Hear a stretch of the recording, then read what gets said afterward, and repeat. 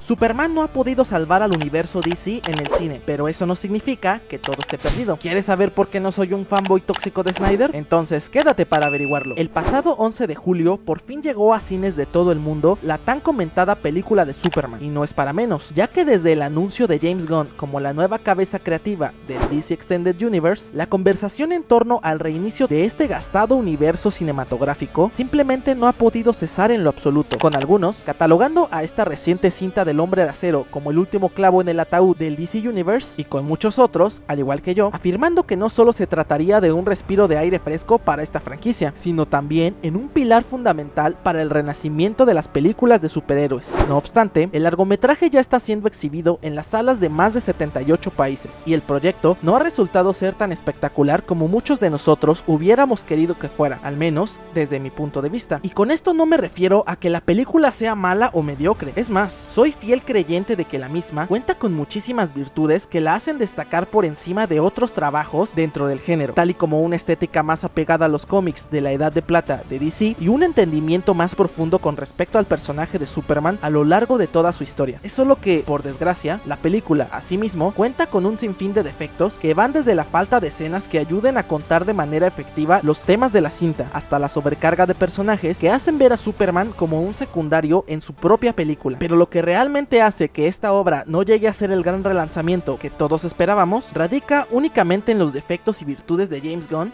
como cineasta. Y es por eso que, en este video, no solo conoceremos las 3 razones por las que Superman resultó ser un largometraje bastante deficiente, sino que, además, conoceremos el verdadero motivo que podría llevar a este nuevo DC Studios directo al fracaso.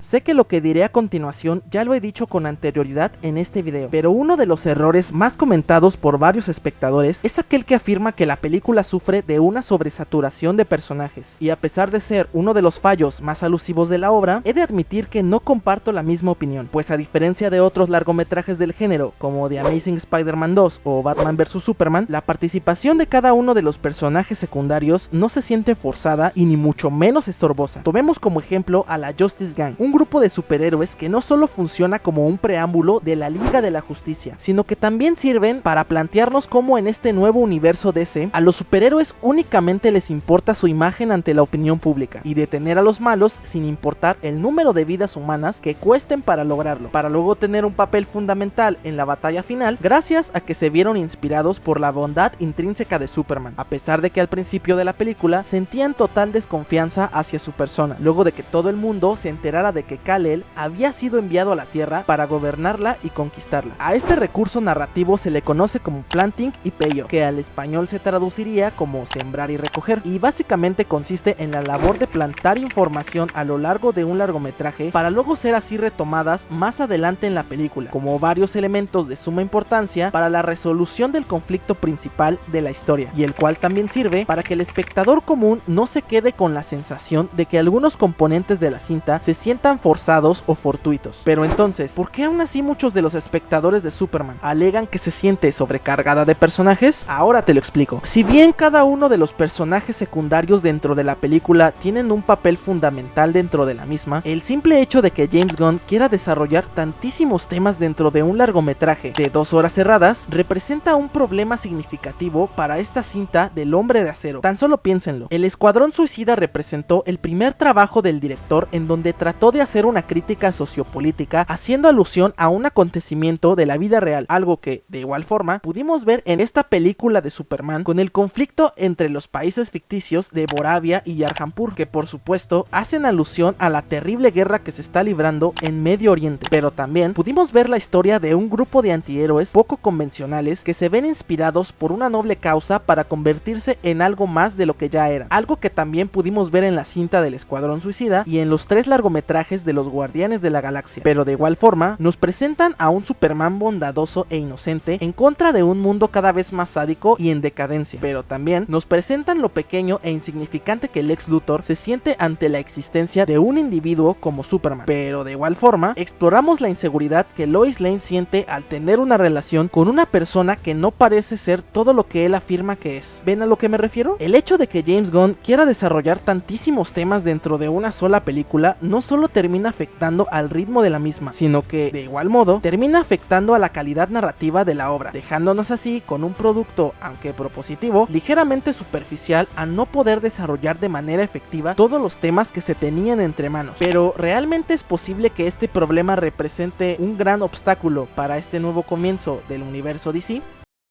Si nos remontamos a la primera película de Iron Man, allá por el lejano 2008, nos daremos cuenta que lo que menos le interesaba a esta producción era establecer un monumental universo cinematográfico. Y sé bien que más o menos es a lo que pretendían llegar los productores involucrados, pero lo que realmente busco decir con esto es que el largometraje buscó primero contarnos la historia de este personaje para luego darnos pequeños indicios de que este pertenecía a un universo de más individuos con habilidades extraordinarias, algo que, de igual modo, podemos ver en la cinta de Batman de Matt Reeves, ya que a pesar de no pertenecer a ningún universo compartido, el foco principal de la película siempre se concentró en el viaje de Bruce Wayne para convertirse en un Batman completo, a través de una historia con tintes de neo-noir y una cinta de misterio. Sin embargo, esto es algo que, por desgracia, no pudimos ver de manera más detallada dentro de este remake de Superman, pues gracias a la ambición desmedida de este largometraje, no solo no tuvimos una historia consistente y coherente, sino que, paralelamente, obtuvimos a un protagonista con un arco diluido, gracias al sinfín de temas que la obra pretendía desarrollar. Veámoslo de esta forma. La película de Superman comienza de la misma forma en que lo hace el primer adelanto de la cinta, con el hombre del mañana tirado en la nieve malherido después de una batalla que simplemente no pudo sobrellevar. Inmediatamente, esta escena me hizo suponer que el largometraje se manejaría bajo una estructura narrativa conocida como in media res, la cual consiste en comenzar una historia en medio de la acción sin presentar la situación de manera convencional para luego retroceder y explicar cómo se llegó a ese punto y finalmente retomar la historia justo en el punto donde se había iniciado. Ejemplos dentro del mundo del cine tenemos de sobra. Ratatouille, Pulp Fiction o hasta Megamente empiezan en un punto más adelante en el relato para luego volver al pasado y explicarnos cómo es que llegamos a ese momento al inicio de la película. Pero en Superman no pasa esto, ya que el largometraje pretende introducirnos a este nuevo universo DC sin darnos mucho contexto de lo que está pasando, algo que pudimos ver de igual forma en el inicio del episodio 4 de Star Wars, pero que, a diferencia de esta última producción, en Superman resulta abrumador para el espectador presentarnos de golpe los conflictos principales de la película, sin el debido tiempo para establecerlos en un primer acto más convencional. Pero, ¿qué es lo que realmente hizo que el arco de Superman se sintiera incompleto? Ahora te lo explico. El punto medio es un recurso narrativo que sirve para establecer un punto de inflexión dentro de un guión cinematográfico, en donde normalmente el héroe o protagonista del relato abraza las cualidades que necesita para asumir su transformación para el final de la historia. Esto es algo con lo que la película de Superman no contó, que además de no contar con un conflicto interno desarrollado para el personaje, luego de haberse enterado de que sus padres kryptonianos no lo habían enviado a la Tierra para protegerla, la cinta no propone ese acontecimiento a la mitad del largometraje que le haga reafirmar sus creencias y valores como una persona desinteresada y bondadosa, dispuesta a ayudar a todo ser vivo en el planeta Tierra, no por designio de sus progenitores alienígenas, sino por una fuerte convicción propia impulsada por sus padres adoptivos humanos. En vez de esto último, tuvimos al final de la cinta un discurso, aunque inspirador y mamalón para compartirlo en un TikTok, no es el ejemplo perfecto para referirnos a una buena decisión creativa. Pero antes de que te explique cuál es el principal defecto de James Gunn como cineasta, antes me gustaría pedirte que te suscribas a mi canal, que le dieras un buen like a este video si es que te está gustando, para así formar una nueva gran comunidad cinéfila aquí en YouTube. Ahora, sin más preámbulos, continuemos. Creo que una de las principales virtudes de James Gunn como realizador cinematográfico es la capacidad que tiene para representar la esencia de cualquier historia basada en un cómic de superhéroes, para luego tomar a personajes que ni siquiera son muy afines a los lectores recurrentes de este formato, para luego darles un giro de 180 grados para hacerles empatizar con audiencias más casuales y masivas. Y como ejemplo tenemos a todos los personajes dentro de su filmografía: los Guardianes de la Galaxia, su Escuadrón Suicida, incluso hasta Vigilante, quien, a pesar de haber cambiado en su totalidad la personalidad del personaje con respecto a la de los cómics, ha logrado que el antihéroe se ganase el cariño de todos los que hemos podido disfrutar de la serie de Peacemaker. Sin embargo, eso no quita el hecho de que algunos fanáticos también hayan visto esta fortaleza del director como un gran defecto, ya que desde antes del estreno de Superman, muchos opinaban que James Gunn no sería capaz de hacer su magia con el personaje más importante para este subgénero. Y déjenme decirles que, a pesar de todos los temores de sus principales principales detractores, el realizador lo ha conseguido con éxito, pero tampoco te voy a negar que no lo ha hecho con varios tropiezos en el camino, los cuales ya hemos aclarado de sobra a lo largo de los últimos minutos, dado que, desde mi punto de vista, James Gunn ha logrado entender a Superman muchísimo mejor que anteriores directores que ya han tenido la dicha de trabajar con este personaje, a excepción de Richard Donner, claro está, y ha sabido adaptar sus características a un formato más cinematográfico. Bueno,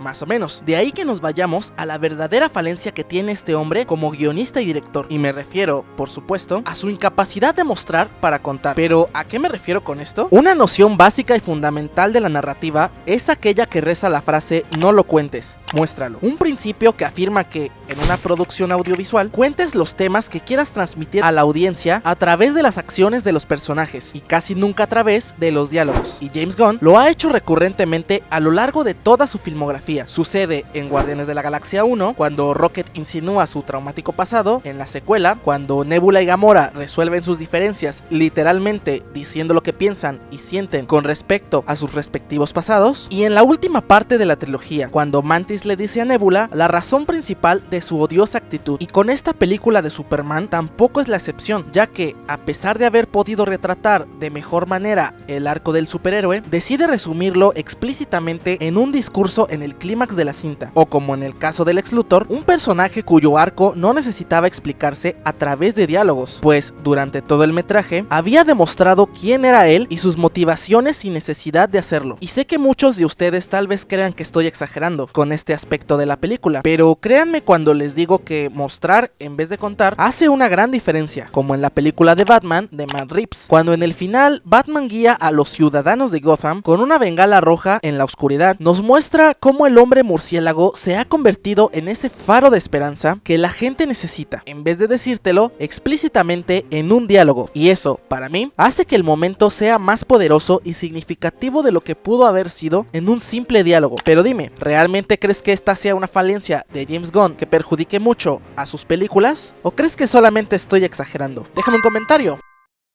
Recuerdo que por allá del 2023, cuando se anunció que James Gunn sería la nueva cabecilla creativa de DC en el cine, simplemente no pude evitar emocionarme al enterarme de la noticia, pues creía, en ese entonces, que el director era el único en la actualidad que buscaba contar historias más profundas e interesantes de lo que dejaba ver últimamente el subgénero de superhéroes, y que, por añadidura, el nuevo universo cinematográfico de DC se caracterizaría por contar con producciones que no solamente se destacarían por la acción o la espectacularidad, sino también por historias más significativas y mejor contadas. Pero con lo que jamás conté en ese momento fue con el hecho de que las falencias de James Gunn como cineasta pudieran hacer de la primera película de DC Studios una de las más flojas de su director. Pero, ¿acaso esto significa que el nuevo universo de James Gunn está condenado al fracaso? ¿O a repetir la desafortunada historia del universo de Zack Snyder? Personalmente pienso que no, pero tampoco significa que estemos ante un éxito asegurado, ya que, desde mi punto de vista, el hecho de que Superman no haya podido revivir a DC en el cine no se debe precisamente a los defectos de la película, sino a que todavía es muy pronto para hacer una afirmación como esa. Pues si algo me demostró este largometraje desde que se estrenó, es que tanto James Gunn como Zack Snyder no son realizadores perfectos. Ambos cuentan con virtudes y falencias que pueden ser beneficiosos para cierto tipo de películas y perjudicial para un puñado de otras, tal y como nos lo demostró este último con su visión del universo DC. Y sé que con esta afirmación me van a linchar en los comentarios todos los Snyder believers, pero por lo que yo creo que el DCU no funcionó como debió en la década pasada, se debe al hecho de que Snyder nunca se interesó realmente por entender a los personajes que estaba adaptando, prefiriendo hacer que Batman, Superman y Wonder Woman se vieran cool combatiendo contra sus enemigos antes de detenerse a pensar que las acciones de estas versiones contradecían al espíritu y esencia de los personajes originales. Y repito, con esta afirmación no me estoy refiriendo a que Zack Snyder sea un mal director o que sea un detractor de toda su filmografía, pues he de decir que me gustan películas como Sucker Punch, su versión de la Liga de la Justicia, o también el espectacular remake de El Amanecer de los que por cierto escribió James Gunn. Pero eso tampoco significa que me gusten todos los trabajos del realizador. De ahí que películas como Army of the Dead, la duología de Rebel Moon o su inestable versión de El Hombre de Acero no sean tan santas de mi devoción. Simplemente considero que no era el director apropiado para construir un universo cinematográfico de superhéroes. Eso es todo. Y es por eso que, a pesar de haber mesurado mis expectativas con respecto al futuro de James Gunn como el nuevo jefe de DC Studios, aún confío en que el director pueda hacer un buen trabajo, porque sé que este hombre entiende a estos personajes, lo respeta, y sé por eso también que su principal prioridad en estos momentos es adaptar a la pantalla grande la esencia primordial de estos superhéroes a través de largometrajes lo mejor escritos posibles, de la mano de diversos cineastas capaces de impregnar su propio sello en estas historias. Así que, si Gunn es capaz de darle la suficiente libertad creativa a estos artistas y al mismo tiempo cohesionar todos estos proyectos en un universo cinematográfico consistente, yo creo que de aquí a 10 años estaremos viendo si realmente James Gunn logró revivir al universo DC en el cine.